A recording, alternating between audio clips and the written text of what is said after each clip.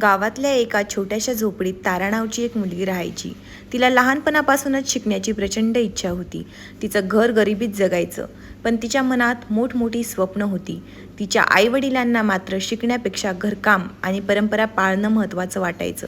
त्यांच्यासाठी मुलगी म्हणजे फक्त घरच्या कामात मदत करणारी. म्हणून तिला लवकरच शिकायचं थांबवायला लावलं आणि तिचं शिक्षण अर्धवटच राहिलं. तारा मोठी होत गेली आणि तिचं लग्न गावातल्या जवळच्या श्रीमंत कुटुंबातल्या मुलाशी ठरलं. तिला वाटलं की आता कदाचित तिचं जीवन थोडं बदलू शकेल. पण सासरचं घर तिला असं काही मिळालं की जिथं शिक्षणाची, आत्मसन्मानाची कल्पनाही सासरच्यांना मान्य नव्हती. तिची सासू अगदी पारंपरिक विचारांची होती आणि मुलींना फक्त घरच्या चौकटीत राहायला हवं असं मानायची.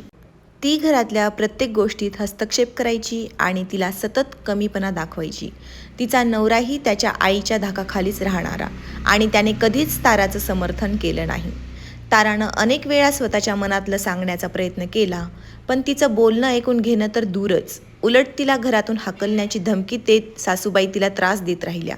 एके दिवशी आपल्या स्वप्नांसाठी तिनं उभं राहायचं ठरवलं आणि सासूबाईंच्या विरोधानंतर तिला घराबाहेर काढलं गेलं. तारा निराश झाली, पण तिनं ठरवलं की ती परत वडिलांच्या घरी जाणार नाही. ती एकटीच शहरात निघून गेली, जिथं तिला कोणीच ओळखीचं नव्हतं, काहीच नव्हतं. शहरातल्या गजबजलेल्या गल्ली बोळांमध्ये ती हरवून गेली होती. पण तिच्या मनात आशा होती.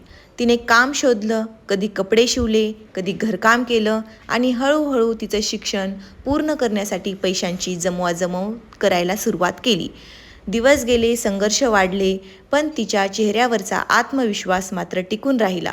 ताराच्या अनुपस्थितीमध्ये तिचा नवरा तिची आठवण काढू लागला. तिनं किती कष्टानं त्याचं घर सांभाळलं होतं, त्याचं आयुष्य सोपं केलं होतं, हे त्याला आता लक्षात येऊ लागलं. तिनं कधीच कोणत्या गोष्टीची अपेक्षा ठेवली नव्हती, फक्त शिक्षणाचं स्वप्न पाहिलं होतं. तिचा त्याच्यावर असलेला विश्वास, तिची शांतता त्याला जाणीव करून देत होता की त्याने किती चुकीचं वागणूक देऊन तिला घरातून काढून टाकलं. त्याने तिला शोधण्यासाठी गावाकडे, बाजारात चौकशी केली, पण ती कुठेच नव्हती. त्याचं मन न हरता तो शहरात गेला. अनेक दिवस त्याने तिचा तपास केला, तिच्या मागावर गेला आणि एके दिवशी एका शाळेत तिचा चेहरा त्याला दिसला. तारा तिच्या स्वप्नांसाठी लढून शिक्षण मिळवून इतर मुलींसाठी शिक्षणाच्या संधी निर्माण करत होती. तिच्या चेहऱ्यावरचा आनंद पाहून त्याचं मन हेलावलं. तो तिला पुन्हा घरी घेऊन गेला. घरी परतल्यानंतर तिनं तिचं स्वप्न पूर्ण केलं. एक शिक्षण संस्था स्थापन केली, जिथं प्रत्येक मुलगी शिकू शकली, स्वप्न बघू शकली. तिच्या प्रेरणेतून गावातले लोकही बदलू लागले आणि हळूहळू परंपरांपेक्षा मुलींच्या स्वातंत्र्याचा आदर केला जाऊ लागला. तारा तिच्या आत्मविश्वासानं आणि चिकाटीनं सगळ्यांसमोर एक उदाहरण बनली.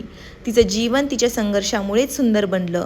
ही कथा आपल्याला शिकवते की कोणत्याही अडचणीमुळे हार मानू नये. आपल्या मनाच्या शक्तीने आणि आत्मविश्वासाने आपण स्वतःला पुन्हा उभा करू शकतो. धन्यवाद.